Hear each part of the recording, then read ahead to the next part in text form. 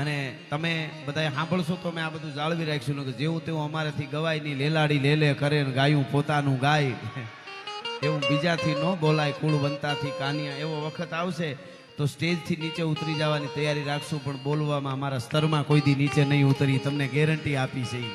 બોલ બોલ અમોલ હે બિન તોલે મત બોલ, પહેલે ભીતર તોલ કે ફિર બાહિર તું બોલ. એટલે હું આ વાત આપને કરતો. શિવાજી મહારાજે ઔરંગઝેબની જેલ તોડી અને ભાગે છે, જંગલમાં જાય છે, વરસાદ વરે છે.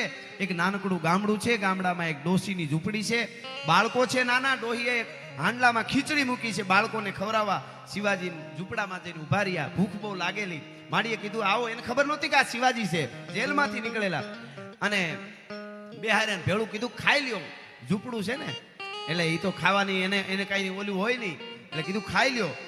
અને બાળકોને પતરાવાડામાં ખીચડી આપી ડોસી, અને શિવાજીની હારવાર ખીચડી આપી. અને રાણા સાહેબ એ આમ ખીચડી શિવાજી મહારાજે હાથમાં કોળિયો લીધો તો હારવાર બાળકોને આપેલી ગરમ ખીચડી. બાળકે ખીચડીમાં આમ ડોસીના જે દીકરાઓ બાળકો હતા એમણે આમ ખીચડીમાં હાથ નાખી દીધો, એટલે તાતું લાગ્યું ખીચડી, આમ ગરમ હાથ બળી ગયો, એટલે છોકરું રાયડે થયું. ડોસીમાના મોઢેથી શબ્દો નીકળ્યા, ભારતની આરી નારીની તાકાત જોજો, રસ્તો કેવો બતાવે. ડોસીમાં શું બોલ્યા? અરે બેટા તું શિવાજી જેવો બુદ્ધિ વગરનો છો, ઉતાવળો. ભાઈ એને ખબર જ નહોતી કે આજ શિવાજી છે અહીંયા બેઠો છે, હું ખીચડી આપું. ઓલા બાળકને ખીજાણા, શિવાજીને જેમ ઉતાવળો બુદ્ધિ વગરનો છો. શિવાજીને કોળિયો હાથમાં રહી ગયો. માડી શિવાજી કોણ? સાઈન કીધું કે તમને ખબર નથી શિવાજી નથી ઓળખતો તું? કે ના. કે તો તું હિન્દુના પેટનો હોય જ નહીં. આવું ઓલા ડોશીએ કીધું. ઈ કે જે હોય માડી, પણ શિવાજીની ભૂલ હોય ઈ કયો, શું ઉતાવળ? તો કે ઈ આ મારો છોકરાએ જેમ ખીચડી ગરમમાં હાથ નાખી દીધો એમ શિવાજી ને ખબર નથી પડતી ગરમમાં હાથ નાખે છે, એમાં જેલમાં પુરાઈને પકડાઈ જાય છે. ઠરતું ઠરતું ખાવાનું હોય. અને શિવાજી ઊભો થઈ ગયો, પગે લાગ્યો માડીને, કીધું કે માં હવે ગોરીલા યુદ્ધ કરીને ઔરંગઝેબની ઊંઘ નો હરામ કરી દઉં તો જીજીબાઈ નો જાયો નહીં ભલા માણસ, હવે એવી રીતે મારે યુદ્ધ કરવા. પછી એને ગોરીલા આ દેશની કહેવાનો અર્થ એટલો છે કે આ તાકાત જનેતાઓની છે. બુદ્ધિમાં પણ એક શબ્દ આપી દે અને ભારત વર્ષનું શિવાજી હિન્દુ ધર્મ રક્ષક બની જાય. તાકાત ઈ છે. એટલે એવો એક પ્રસંગ મારે કહું, પછી મારા શબ્દોને વિરામ આપું છું. બરાબર વ્યાસપીઠમાં શોભે.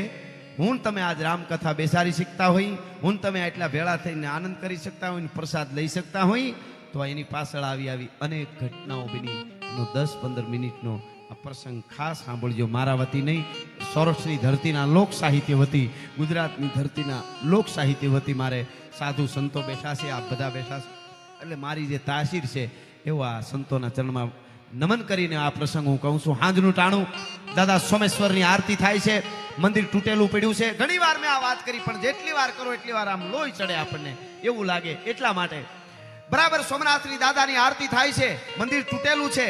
વિષ્ણુનો હાહરો, લક્ષ્મીનો તાક, ચંદ્રનો બાપ, ચૌદરથનો અધિષ્ઠા દરિયો સમુદ્ર ઘૂઘવાટા કરીને સોમનાથના મંદિરના જેને કહેવાય થપાટું મારે છે, ચરણ પખાડે છે.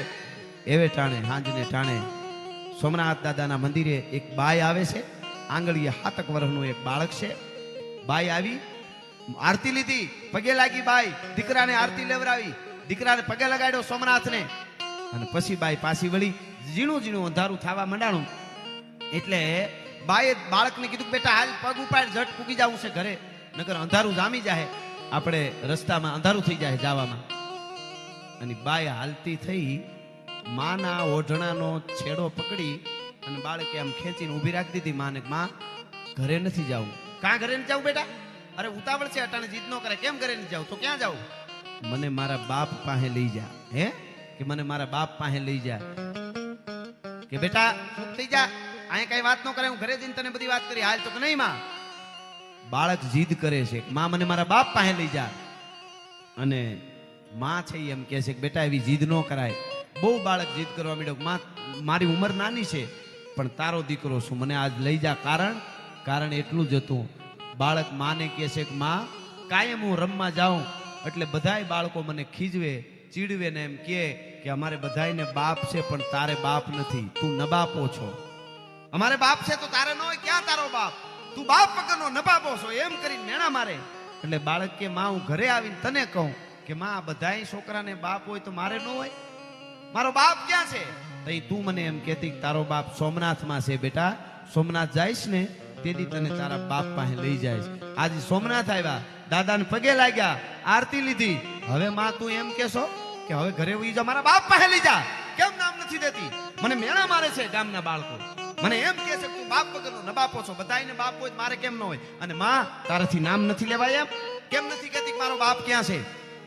બહુ બાળક જીદ કરવા માંડ્યો ત્યારે માએ એટલું કીધું, બેટા ઓલો મંદિરમાં બેઠો ને ઈ તારો બાપ છે. બોલા યુવાનોને કઈ પડકારો ટાણે દેજો, તમે ગમે ત્યારે ન કરો, કારણ કે આ વાત એવી છે. આજે હું તમે જે માંડવા નીચે બેઠા છે આવી ઘટનાઓ ન બની હોત કદાચ આવી વાત ન હોત. એટલા માટે એનો ઉત્સાહ છે, આમ તો પ્રેમ છે ને. હા હા, લૂંબો જુંબો છે. આ પાછળથી જે જગ્યા ખાલી થઈને પાછી પૂરવા માંડ્યા છે. બે જાઓ, આ વાત પૂરતી મને આમ થોડો આમ વધારે વાત તો હું કરવાનો છું. મને ખબર હમણાં ગાવામડું ધબધબાટી, પણ આ આવો બાપુ એકાદો પ્રસંગ આજે અને આવા ધામમાં હું બેઠો છું. સનાતન ધર્મનું આ મૂળ છે, તો મને એકાદી વાત ન કહું તો મને કેમ હોજરી વળે. એટલા માટે ભાઈએ વાતને ટાળવા કીધું, બેટા મંદિરમાં બેઠો ને ઈ તારો બાપ છે.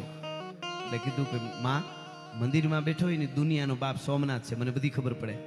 હું મારા બાપની વાત કરું છું, મારો બાપ ક્યાં છે અને દુનિયાનો બાપ છે એમ બાળકે કીધું ને ત્યારે માએ આમ બાવડું જાયલું બાળકનું અને હળી કાઢી અને બાળકને આમ ઉતાવળા પગે લીધો. જે દાદા સોમનાથનું મંદિર તૂટેલું પડ્યું છે એની સામે મેદાનમાં એક પાળિયો હતો. એ પાળિયાની પાસે આવીને બાઈ પલોઠી વાળીને બેહી ગઈ, બાજુમાં પોતાના દીકરાને બેહારી દીધો અને એટલું કીધું, બેટા તું એમ કેશો ને કે મારો બાપ કોણ છે?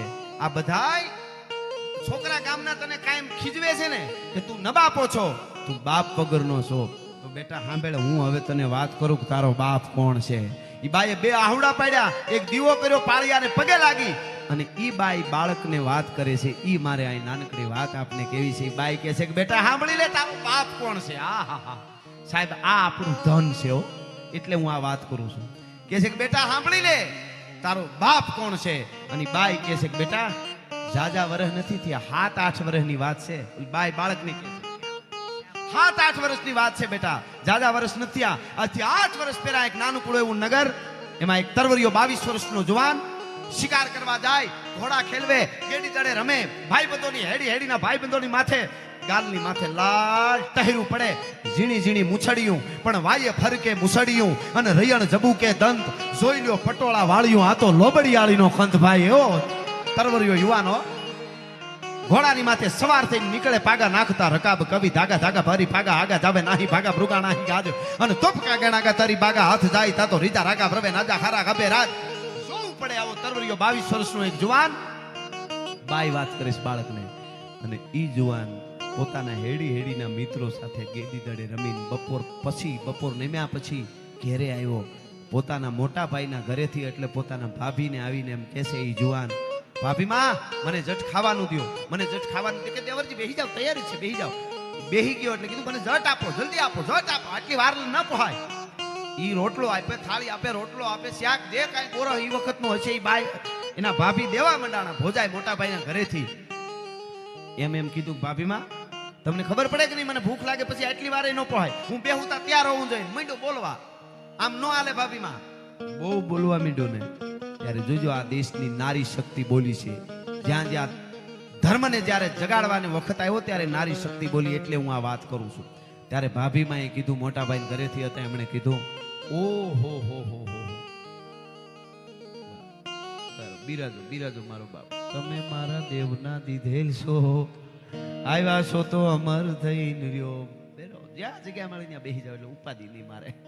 હા વાત કરવું ને એટલે થોડું અઘરું, ગાવાનું હોય તો કઈ વાંધો જ ન આવે શંકરભાઈ.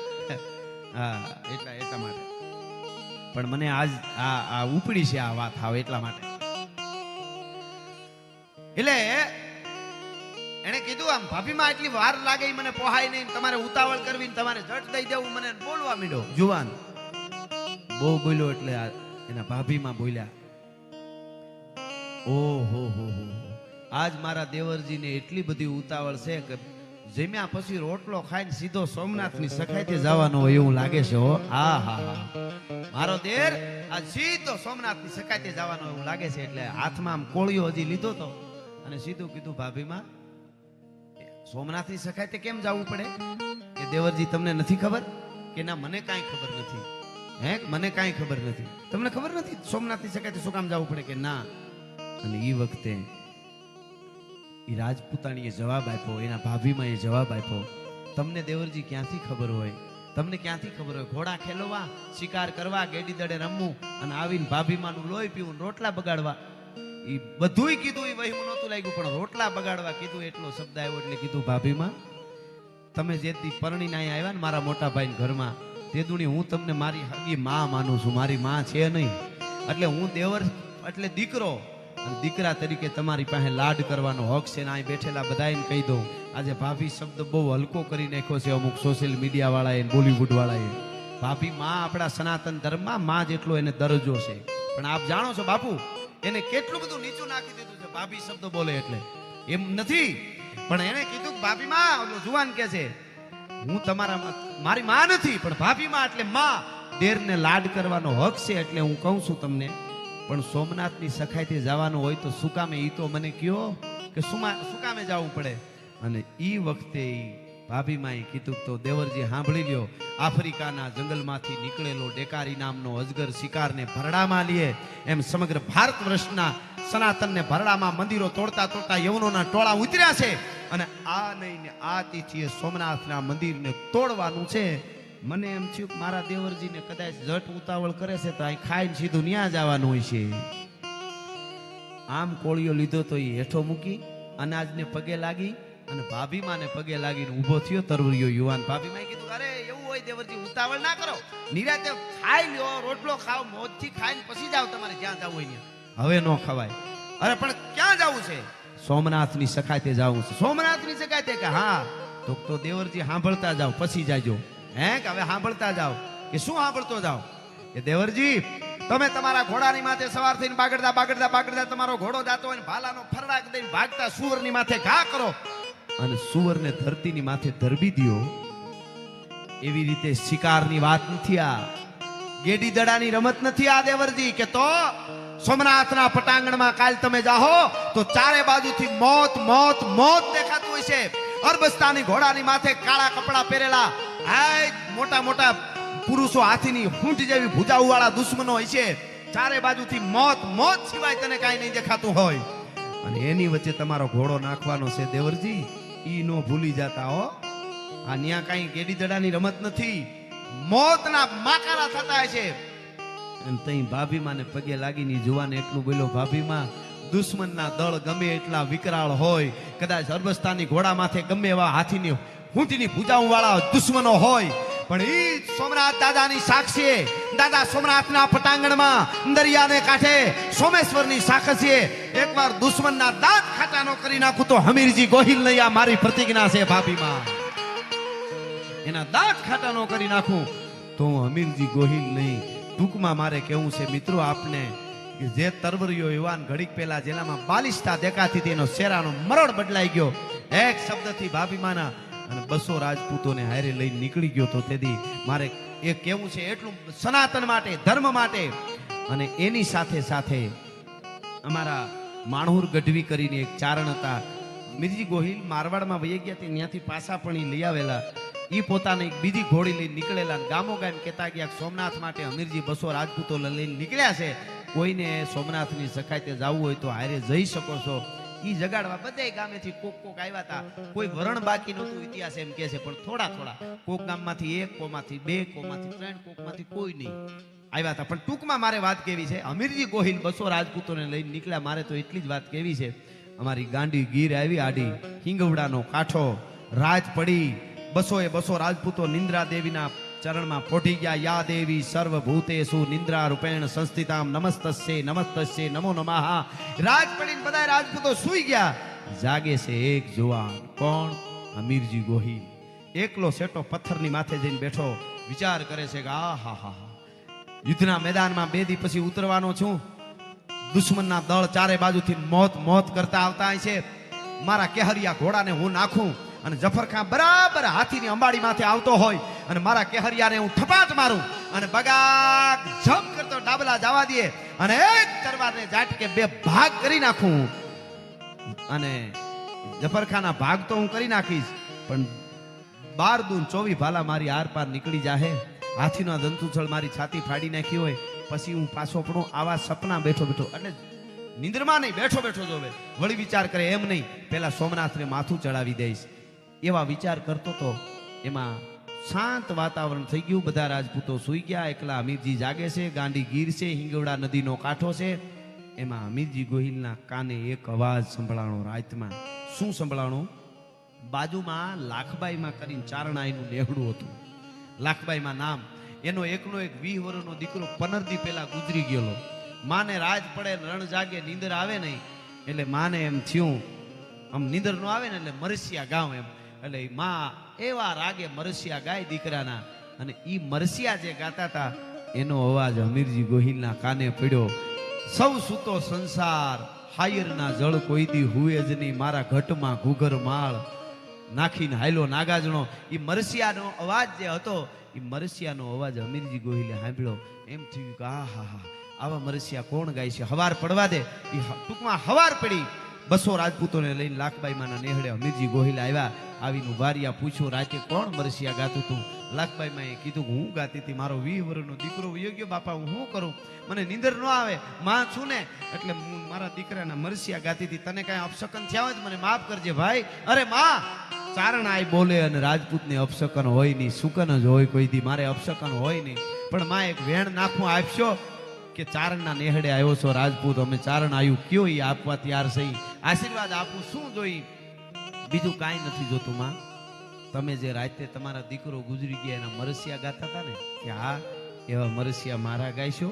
હે કે એવા મારા ગાયશો મરસિયા? અરે તને કાંઈ ખબર પડે કે નહીં ભાઈ? મરસિયા તો મરી ગયો એ ના ગવાય. તને એટલી ખબર નથી પડતી મરસિયા જીવતા ના ગવાય? મને મારી જીભમાં જીવડા પડે ભાઈ. તને ખબર છે મરસિયા તારા હું કામે ગાઉં જીવતા ના? અને પછી અમીરજી ગોહિલ બોલ્યો, સાંભળજો માં, આ તમારી સામે ખોખું ઊભું ને એ મરી ગયેલું છે. 2 દી પછી સોમનાથને આ માથું ચડાવી દેવાનું છે, એટલા માટે તમને મરસિયા ગાવાનું કહું છું. ઓહો, સોમનાથની સખાયતે જાશો ભાઈ? કે હા. લાખબાઈમાં એ વેણ સંભાળી લીધું, જોઈજો તમે. રૂપાલા સાહેબને મોજે દરિયાનો કાર્યક્રમમાં મેં આ વાત કરી. રૂપાલા સાહેબે કીધું કે આ મજા ઈ છે લાખબાઈમાંની. એમણે તો એવું કીધું સાહેબે કે આપણે અમીરજી ગોહિલની અરઠીરાથી સોમનાથ સુધી બધાય વરણને ભેળા લઈને એક યાત્રા કાઢશું આખી. ખબર પડે કે અમીરજી ગોહિલ શું, લાખબાઈમાં શું, હમણાં આવશે પાત્ર ઈ રાજલ શું, ઈ ભીલો શું, ઈ રાજપૂતો શું, 18 વરણ કપાણા ઈ શું. આ બધું અહીંયા બેઠેલા બધાને કહી દઉં, દુનિયાના જેટલા મોટા મોટા ઇતિહાસકારો થયા છે એને વાંચી લેજો. વિદ્વાનમાં વિદ્વાન, ટોચના દુનિયાના, એને એક જ વાત લખી છે, દુનિયાના કોઈ દેશને તમારે ભાંગી નાખવો હોય તો એનો ઇતિહાસ ભૂલવી દો એટલે પૂરું થઈ ગયું. એનાથી આગળ એના પાસે કાંઈ નહીં રહે. એટલે આ ઇતિહાસો સાચવવાની જરૂર છે. એટલે રૂપાલા સાહેબે કીધું કે લાખબાઈ માનવા માટે કે ઘડીક પેલા ચારણની એક ડોહી પોતાના દીકરાના વિયોગમાં રોવા વાળી, આ અમીરજી ગોહિલ સોમનાથની સખાતે જાય છે, એ ખબર પડી, પોતાનો બધો વિયોગ ભૂલી ગઈ અને બ્રહ્માંડ ભાંડોદરી બની ગઈ ને અસ્તિત્વનું કામ સંભાળી લીધું. એ સાંભળજો હવે. લાખબાઈમાં કીધું, બેટા અમીર, સોમનાથની સખાતે જાશો? કે હા. કે ઘેરે કોઈ રોક્યો નહીં? એમ નો કીધું લગ્ન થયા કે નથી થયા, એમ નો કીધું. ઘેરે કોઈ રોક્યો નહીં? કે માં રોકે એવું હજી કોઈ નથી. એમ છે? કે હા. તો કુંવારા કમળ પૂજા નો ચડાવાય મારો બાપ?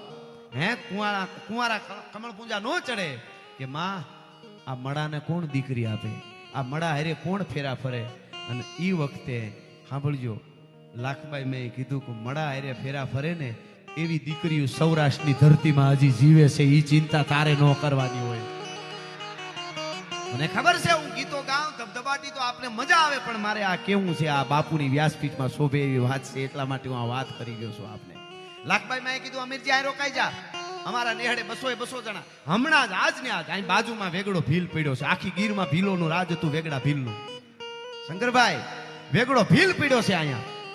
હું હમણાં મારા માણસો બોલાવા આવે ને એટલે તું આવી જાજે. બસ અમીરજીને કીધું. લાખબાઈ માં વેલડું જોડીને તાત્કાલિક જાય છે. ક્યાં? દિગુભા વેગડા ભીલની પાસે રાણા સાહેબ. અને વેગડા ભીલ પાસે વેગડો ભીલ રાજી થઈ ગયો. મારા આઈમાં આવ્યા, લાખબાઈમાં આવ્યા, પગે લાગ્યો અને કીધું કે રાજી થયો. માં બહુ રાજી થયો કે આજ એક વેણ લઈને આવીશું. વેગડા ભીલે કીધું કે માં, ચારણ આય લાખબાઈ કે માથું ન ઉતારી દઉં તો હું ભીલનો દીકરો નહીં, તમે માગો એ આપી દઉં, માથું ઉતારી દઉં. માં હવે સાંભળજો શબ્દ, ડાયાભાઈ, માથું નથી જોતું, કાળજું જોઈ છે. હે, કે કાળજું જોઈ છે. એટલે કીધું માં હરખું કયો તો મને સમજાય, અમે જંગલના માણસ. કે બેટા તારી દીકરી રાજલનું માગું લઈને આવીશું. 18 વર્ષની દીકરી વેગડા ભીલની હતી રાજલ. હકીકતમાં એ જેઠવા રાજપૂતોની દીકરી હતી. ટૂંકમાં કહી દો, જેઠવા રાજપૂતો તુલસી સામની યાત્રાએ આવેલા, ભીલોને રાજપૂતોને યુદ્ધ થયું, રાજપૂતો કપાઈ ગયા અને છેલ્લી રાજપૂતાણીઓ સતી થઈ ગયા. 5 વર્ષની એક જેઠવા રાજપૂતની દીકરી હતી. એ જેઠવા રાજપૂતે મરતા મરતા વેગડા ભીલના હાથમાં બાવડું હપીને કીધું તું કે આને મોટી કરીને પરણાવી દેજે, આજથી આ તારી દીકરી. મિત્રો અહીંયા કેવું છે ઈ કે તેથી દુશ્મનના હાથમાં દીકરીના બાવડા દેવામાં કોઈને બીક નહોતી લાગતી.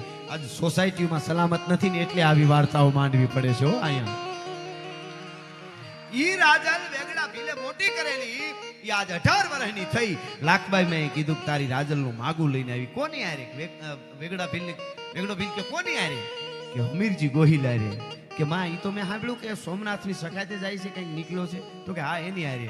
અને એક જ રાતનો સંસાર છે તારી દીકરી રાજલને. આજે જ લગ્ન, આજની રાતનો સંસાર, કાલે સવારમાં પાછા એ રાજપૂતો નીકળી જાય. અને કે કાંઈ વાંધો નહીં માં, બીજું મને કાંઈ વાંધો નહીં, પણ મારી દીકરી મને બહુ વાલી છે, મારી રાજલ વેગડો ભીલ કે હું જરીક પૂછી લઉં, હું પૂછી લઉં ખાલી, એને વાંધો નહીં. અરે પૂછી લે. અને મિત્રો 18 વર્ષની રાજલ ગાંડીગીરના હાગડાના લાકડાના તાપણની ભીતુમાં ગાયર કરતી હતી. વાહે જઈને વેગડા ભીલે અવાજ કર્યો, બેટા રાજલ. કે હા બાપુ, તારા લગ્ન કરવા છે. હે તારા લગ્ન કરવા છે? કે બાપુ મને પૂછો કા? હરમાઈ ગઈ, ગાયર કરતી હતી ને આમ નીચે જોઈ ગઈ, ગાયરનું ચાલુ રાખ્યો હાથ. બાપુ મને પૂછો કા? કે બેટા પણ આજ જ લગ્ન કરવા. કે પણ તમારી દીકરી બાપુ મને પૂછો, હું કામ હરમાવો છો? બેટા હમીરજી ગોહિલ રે તારા લગ્ન કરવા. કે બાપુ પણ હું કામ પૂછ્યો છો ને હરમાવો છો? તમારી દીકરીને પૂછાય. ગાયર કરવાનું ચાલુ છો. ઓલ વાહેથી વેગડો ભીલ બાપ કહે છે ને આમ નીચે જોઈ ગઈ. અને એ વખતે વેગડા ભીલે કીધું, બેટા રાજલ, હમીરજી ગોહિલ અરે આજ તારા મંગળ વર્તાય, આજ ફેરા, આજ લગન, આજની રાતનો સંસાર. કાલે સવારે સોમનાથને માથું આપવા માટે હમીરજી ગોહિલ નીકળી જાય. તને વાંધો નથી ને? એક જ રાતનો સંસાર. હટાણ સુધી ગાયર ચાલુ હતી. ઈ લટુન ગારાળા હાથના સાંટા ઉડાય આમ કરતી કરતી પાછી વળીને બોલ્યું, બાપુ એક જ રાતનો સંસાર? કે હા. કે સૈયર પેરું ચૂડલો ઝીણરી અખિયા લાલ, પછી ઘડી ભર રહું સુહાગણી તોય મારું આખું આખું ન્યા. આ તો ખાલી તમે એટલી વાત કરી, એક રાત પણ ઘડી ભર રહું સુહાગણી તોય. આજની દીકરીઓને આ કથાઓ કહેવાની જરૂર છે, ખબર પડે ભારત વર્ષની નારી શક્તિની. જો રામને લઈ આવવા હોય, કૃષ્ણને, શિવાજીને, પ્રતાપને, દેવાજ બોદરને, જલારામ બાપાને, બજરંગદાસ બાપાને, રત્ના જોગરાણાને, આ બધાને લઈ આવવા છે તો કોક માં જોહે. એટલા માટે આ વાત કરી રહ્યો છું. ટૂંકમાં વાત કરું મિત્રો, 200 માંડવા નખાણા હતા, 201. હવે રાજલ ના લગ્ન હમીરજી ગોહિલારે થયા અને બીજા 200 રાજપૂતોને ભીલ કન્યાઓ પરિણીતી અમારી ગાંડીગીરમાં. ઉજળો ઇતિહાસ સૌરાષ્ટ્રની ગીરની ધરતીનો સાક્ષી પૂરે છે. 200 રાજપૂતો ભીલ કન્યાઓને પરિણા અને 201 માંડવા નખાણા. ટૂંકમાં મંગળ વર્તાણા. એ મંગળ વર્તાણા મંગળ ફેરા પૂરા થયા. હાથ ગણનાનો મામેરાનો જ્યારે સમય આવ્યો ત્યારે 1100 ભીલ તરવારો અહીં રાખીને ઉભા રહ્યા કે અમે મામેરામાં દીકરીને 1100 માથા આપી છે કે આ 200 રાજપૂતોના માથા કપાય એની પહેલા અમે કપાઈ જાઉં, અમે મામેરામાં માથા આપી છે 1100. તમે વિચાર તો કરો સાહેબ, આમાં આ કેવી આપણી ધરોહર છે. આ દબાઈ ન જાય એટલા માટે તો જ રામ રાજી રહે. અને એ ટૂંકમાં એ મંગળ વર્તાણા અને તેથી 13 વર્ષની, 15 વર્ષની, 18 વર્ષની ભીલ કન્યાઓ મંગળ વર્તી હતી. કોકે કીધું તમે બધાને એક જ રાતનો સંસાર, આ બધા કાલ કપાઈ જાય સોમનાથમાં, તો તમારા આગળના જીવનનું હું, સંસારનું હું. તેથી ભીલ કન્યાઓ કહેતી હતી કે આટલા હજારો માણસો છે ભારત વર્ષમાં, એમાંથી 200 જ સોમનાથ માટે, સનાતન માટે મરવા જતા હોય. એનો જો વંશ રહી જાય ને તો બીજું અમારે કાંઈ જોતું નથી. સંસારના મોહ ન હોય ભારત વર્ષની દીકરીઓ.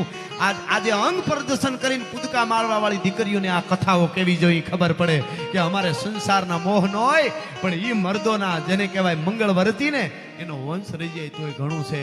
અને ટૂંકમાં હવાર એક રાતનો સંસાર, બીજા દીની હવાર છેલ્લી વાર વેગડા ભીલે પોતાની દીકરીને આશીર્વાદ આપ્યા અને બધી ભીલ કન્યાઓ એક બાજુ ઊભી હતી, રાજલ ઊભી હતી.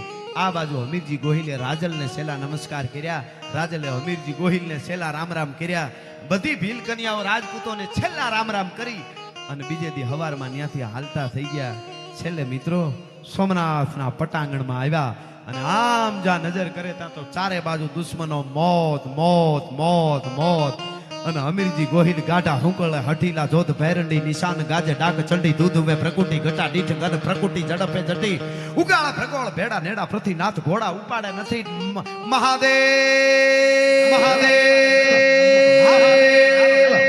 હર કરીને નારો લાગ્યો. આ બાજુ મારા માણુર ગઢવી જે ગામડે ગામડે ગયા હતા એમાં દરેક જ્ઞાતિ કહેશે કે ત્યાં આવ્યા હતા થોડા થોડા ઈ ભેળા ભેળા ત્યાંના બ્રાહ્મણો ભૂદેવો સોમનાથના સ્થાનિક 1100 ભીલ 200 આ રાજપૂતો કંઈક બીજા આવ્યા હતા ઈ અને યુ ગોઠવાણા સોમનાથના મંદિરના 2 દરવાજા હતા ઈ બંધ થયા. એક બાજુનો દરવાજો વેગડા ભીલે સંભાળ્યો, એક બાજુનો દરવાજો હમીરજી ગોહિલે સંભાળ્યો. અડધી આપણી સેના અંદર, અડધી બહાર. આપણા કરતા કેટલા ગણી દુશ્મનની સેના હતી અને બાકા ઝીક બોલવા મંડાણી. મિત્રો મહાભારતના યુદ્ધની આપણને ખબર છે, મહારાણા પ્રતાપના યુદ્ધની ખબર છે, બુચુર મોરીના યુદ્ધની ખબર છે.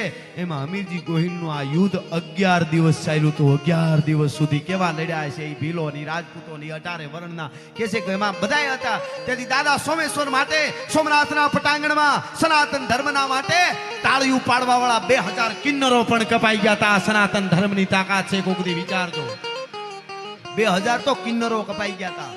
અને ટૂંકમાં વાત કરો 11મો દિવસની હાંજ પડી અને દરવાજા તૂટી ગયા. આપણી સેના ઓછી હતી, કપાવા મંડાણી. બરજા યુદ્ધના મેદાનમાં મીડા ઉડવા ઢૂંઢે ઢૂંઢ દીધા ઢાળ ખળગે રગત વહતી ખાળ. હમીરજી ગોહિલ જેને કહેવાય શરીરની માથે કઈ ઘાવ લાગી ગયા છે, ખળળ લોહીના ફુવારા શરીરમાંથી ઉડે છે. અને એ વખતે હમીરજી ગોહિલ ઘોડામાંથી નીચે ઉતરીને સોમનાથ દાદાના ગર્ભગૃહમાં ડગલા દીધા. મારે કેવું છે ઈ તમને વિચાર થાય કે જોયું કોણે? હમીરજી ગોહિલ યુદ્ધ કરતા કરતા મંદિરમાં જાય જોયું કોણે? એવું થાય ને. અત્યારે જેમ મીડિયાવાળા હોય છે એમ ઈ વખતે લઈ આવો યુદ્ધના મેદાનમાં લઈ આવો કહેવામાં આવે. હાથીની અંબાડી ઉપર પિંજરું હોય, એના ઉપર ધોળી ધજા હોય, એમાં તાદ્રશ્ય નજરે જોનારું લખવાવાળા બેઠા હોય, એના ઉપર કોઈ ઘા ન કરે. એ લખવા સિવાય કાંઈ કામ નહીં. ચારે બાજુ હાથી ઉપર જ્યાં જ્યાં નજીક પડતું હોય ત્યાં હોય એ લખતા હોય. એ લઈ આવો લખે છે.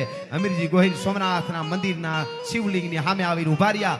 આમ તલવારની પીછી પકડી અને એટલું કીધું, પ્રથમ શૈલપુત્રી, તૃચમ બ્રહ્મચારિણી, તૃત્રમ ચંદ્રઘંટા, તૃકમ કુસુમાંડા, પંચમી સ્કંદ માતા, છઠ્ઠી કાત્યાયની, સાતમી કાળરાત્રી, આઠમી મહાગૌરી, નવમી સિદ્ધિદાત્રી. હાય ભૈરવી આજ આવી જાજો ખપ્પર ભરવા. હમીરજી ગોહિલ તમારા ખપ્પર ભરવીને તમને આજ ધરવી દેવાનો છે. આવો કોઈ લોહી પાવા વાળો બીજો તમને નહીં મળે. એ કચડું ધૂપ કરતી મચરક મારી મસ્તક પોતાનું શિવના સોમનાથ દાદાની માથે હમીરજી ગોહિલે ચડાવી દીધું. આજે આપણે ધર્માદામાં ક્યાંય આપી, અહીંયા આપી, સોમનાથમાં હોનાનો કળશ ચડાવી એને મારા વંદન છે. એના બાપ દાદાને પુણ્ય હોય તો જ આપી હગાય. પણ આપણને કોક દી એમ થઈ જાય કે મેં આ જગ્યાએ ધર્માદામાં કથામાં એટલું આપ્યું. એ વિચાર કરજો. ઓલો ઊભો માથું ચડાવીને લોહીનો ફુવારાની ગળતી ચડાવતો તો હમીરજી ગોહિલ સનાતના માટે મહાદેવ ભોળિયાની માથે ગળતી ચડાવીને પછી જે પાછો વેળો લઈ આવો લખે છે. પછી હમીરજી ગોહિલ ગાંડો થયો. કઈક ફોજને વેતરી નાખી. બધાય ભીલો કપાણા, રાજપૂતો કપાણા, બ્રાહ્મણો કપાણા, રબારી, ભરવાડ, આયર, દલિત, કોળી, ભીલ બધી જ્ઞાતિઓ સોમનાથ માટે લડવામાં હતી અને કપાઈ ગયા. છેલ્લી આથમતા હુરિયાની હાંજ હુરીદાદો આથમતો તો છેલ્લે હમીરજી ગોહિલનું ધડ ધીરું પડે છે. શાંત વાતાવરણ. દુશ્મનો ભાગી ગયા, કંઈક કપાઈ ગયા, આપણા કરતા ડબલ કપાઈ ગયા, બીજા ભાગી ગયા. શાંત વાતાવરણ. સોમનાથના દરિયામાં ધીરું લોહી ભળતું જાય છે. દરિયો ઘૂઘુ કરે છે. શાંત વાતાવરણ થઈ ગયું છે. ગઢની દેવડીએ બેઠા લાખબાઈમાં મરસિયા ગાતા હતા હમીરજી ગોહિલના. એ મરસિયા ગાતા અહીંયા હમીરજીનું ધડ પડ્યું. ત્યાં લાખબાઈમાં એ ખોળિયામાંથી પ્રાણ છોડી દીધા. છેલ્લે મારે કેવું છે ઈ જે બાઈ પાળિયાની સામે મૂળ વાત યાદ છે ને, દીકરાને દીકરો કહેતો તો મારો બાપ ક્યાં છે. એ પાળિયાની સામે બેઠી વાત કરતી હતી ને. એ બાઈ એમ કહે છે કે બેટા દુનિયાના માણસો તને એમ કહે છે ને કે મારો બાપ કોણ છે, તો મેં તને કીધું કે આ સોમનાથ તારો બાપ. તો તે એમ કીધું કે સોમનાથ દુનિયાનો બાપ છે. ઓલી બાઈ દીકરાને વાત કરે છે કે બેટા દુનિયાના બાપને જરૂર પડી ને તેથી માથું દીધું. યા હમીરજી ગોહિલ તારો બાપ છે. ભલા માણસ કહી દેજે તારા બાળકો. જય હો. જેટલા બાળકો તને ખીજવતા હોય તું બાપ વગરનો છો એને કહી દેજે કે હમીરજી ગોહિલ તારો બાપ છે. આ પાળિયો રહ્યો અને એક જ રાતનો સંસાર ભોગવવા વાળી રાજલ પોતે હું તારી માં છું. મને લાખબાઈ માના વેણ ઉપર વિશ્વાસ હતો કે તું આવવાનો છો એટલે હું સતી નથી થઈ કે એનો વંશ રહી જાય. અને બેટા એક જ રાતનો સંસાર ભોગવવા વાળા રાજપૂતને દીકરી દેવા આ તારો બાપ છે અને ઈને દીકરી દેવા વાળો આ બાજુ સેતે પાળીઓ રહ્યો ની વેગડો ભીલ મારો બાપ છે. બેટા આ સનાતન ધર્મ છે. ધર્મ રહેશે તો રહેશે ધરા અને ખપ જાહે ખુરસાણ. એક વિષમ ભર ઉપરે તું રાખીને ભરો હો નાણ. છેલ્લે એક જ મિનિટ માટે તમે મારી આ વાતને બરાબર સાંભળી અને જેટલા બેઠા એ સોમનાથ સુધી મારી યારે કલ્પનામાં આટો મારી આવે એવું લાગ્યું હોય તો દાદ આપીને મને વધાવો તો મને ખબર પડે કે બરોબર વાત મેં કરી છે. હા એટલે છેલ્લે ખાલી 1.5 મિનિટ માટે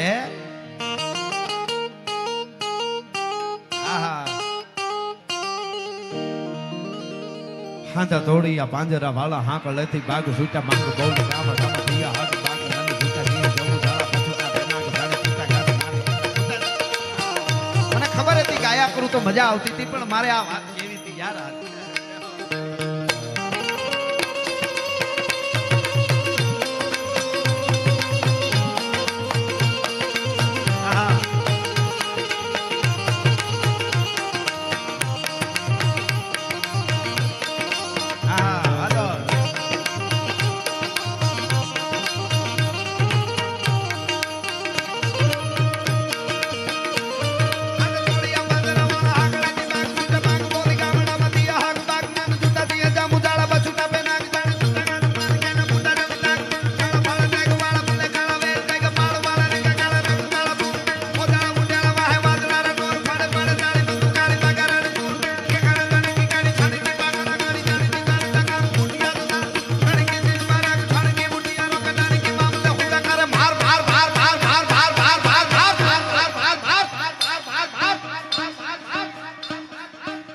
હનુમંત ધમવાને લકા ઢાળા તેમાં આલા મેરે હાંડા માળા કાળા દોડિયાની શેરી મને ઢોળે દીએ ગામડામાં લૂટું મારે પડે ઢાળા મારી ધમરોળી વાળે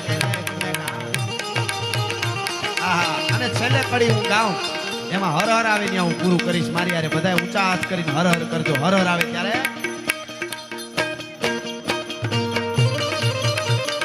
देखो मुल्क में राठों का ये जहां शिवाजी ढोला था मुगलों की ताकत को जिसने तलवारों से तोला था हर पर्वत पर आग लगी थी हर पत्थर ये झूला था.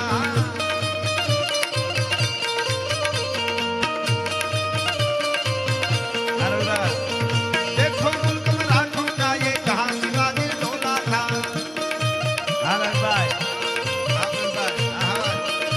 हमारे પ્રવીણભાઈ એવા સરસ અખંડાનંદ ગ્રુપ ચલાવે છે જે લાખો માણસોને મદદ કરે છે. લીંબડીના આજુબાજુના 5 ગામોમાં બધાને પોતાનો જન્મદિવસ હોય તો ગામડામાં જઈને ગરીબ માણસો ઝૂંપડામાં જઈને ઉજવે છે.